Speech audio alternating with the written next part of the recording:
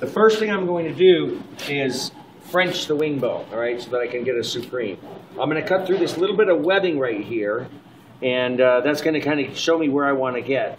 And then all I'm going to do is score the bone, just a nice little score below the knuckle. If I hit the knuckle, then it's going to weaken it, and when I go to pop it out, it's going to crack at the knuckle instead of taking it off the bone.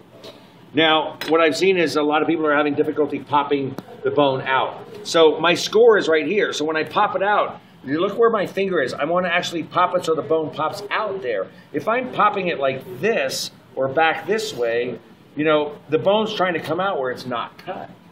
And I think that's some of the problem you guys are having. So make sure you're popping it out where we cut. And then I just take it and that's it. So now I have something to hold on to. It's still attached, so I can pull the rest of the meat off, and I just push with my knife a little bit and pull. Right? If I want to, I can actually scrape in a little bit here if it's sticking a little bit. Sometimes the frozen chickens will stick a little bit more than fresh ones. And then, I'll be honest with you, when you get to the farm to table and you're using an organic free-range chicken, this trick does not work very well because they're tougher. They're running around the yard. They got more connective tissue. And their wings, even though they're not flying, they're using them more than a chicken that's, you know, stuck in a big pen. So it can be a little bit harder with organic chickens to do this trick, just to let you know. And then I just remove a little bit of that extra meat. Don't get too much off, because if I expose too much, then the bone won't have anything to hold it to the chicken breast, all right? But don't leave too much on, because if I have all this stuck on there, I can't brown and render the fat off of that skin that's up around the wing bone, all right?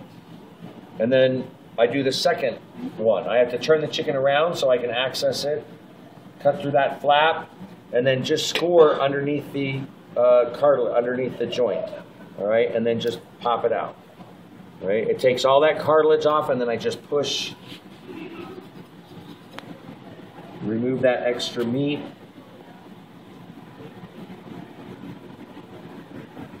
That one really stuck on.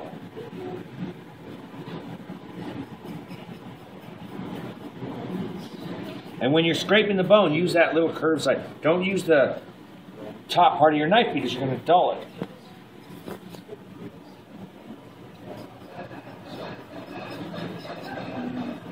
Take a little bit of that off.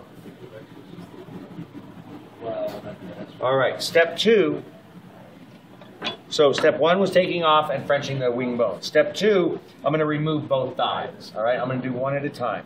I want to make sure that I have plenty of skin reserved for the breast. So I'm really going to kind of push it over and just cut the skin so I can open up that natural cavity right there. And I still have plenty of skin on the breast part.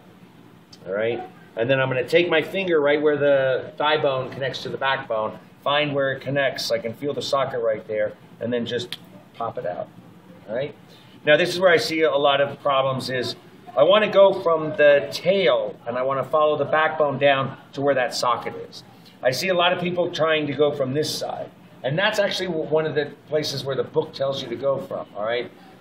If I find that it's not, you don't get the oyster as efficiently going from this side. So my rule of thumb is if your knife is by the wing bone, you're in the wrong place. All right. So prop it up a little bit so you can get access to this side. Get my knife right up against and push. I want to feel the backbone, the ridges of the backbone against the side of my knife. And just follow that backbone until I get to that socket. That's it. I mean, look, it's like an inch, right? So just not very much. And then lay it on its side. And then this is the real critical part. I'm going to, the oyster is connected right to the end of that socket, right to this side of the socket. So right on that side of the socket, I'm going to sever the oyster, use my knife to hold the carcass, and pull. And I get the oyster every single time. See?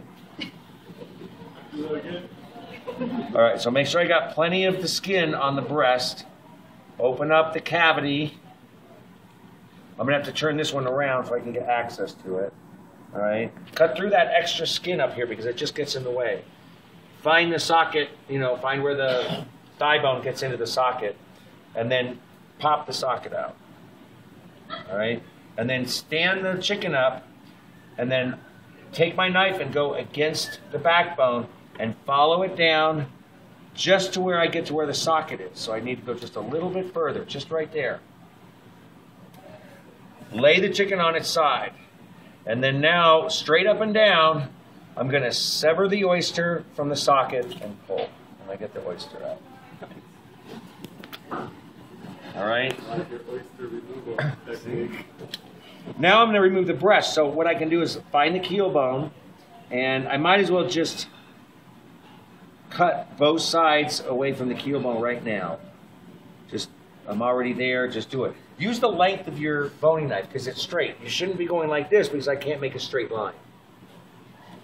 And then the first thing I'm gonna do is find where the wishbone connects to the back here, and with the tip of my knife here, I'm just gonna kind of really make sure that I get as much meat away from that wishbone as possible, and then get right down to where the carcass is, all right? And I can do that on this other side too.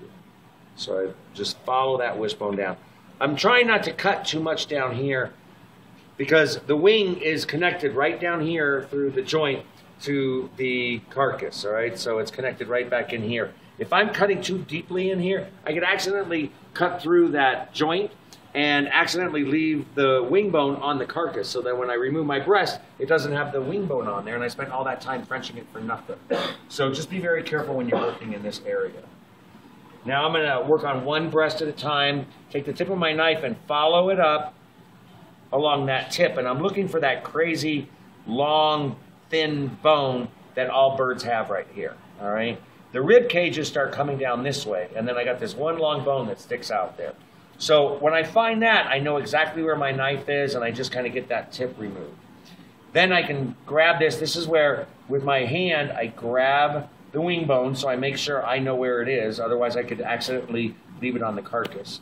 And I follow back along the rib cage, long, thin, gentle strokes, until I get to where the joint is from the wing bone and the carcass. Make sure I know where my wing bone is, and then just cut right through. All right? So there's one. All right, look for that long, thin bone. Once I see that, then I can work back, find the wing bone. There's the socket, there's the joint, cut right through. All right, so there's my carcass, there's my legs and thighs with the oysters still attached. I'm going to remove the tenderloin. I can go back through and clean up any excess fat that I have. That's a whole bunch of fat right there we don't need.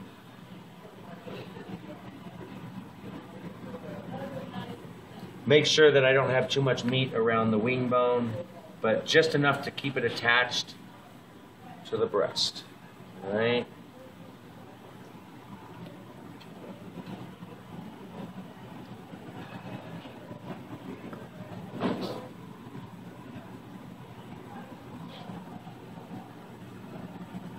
All right, that's it. No, we're leaving the skin.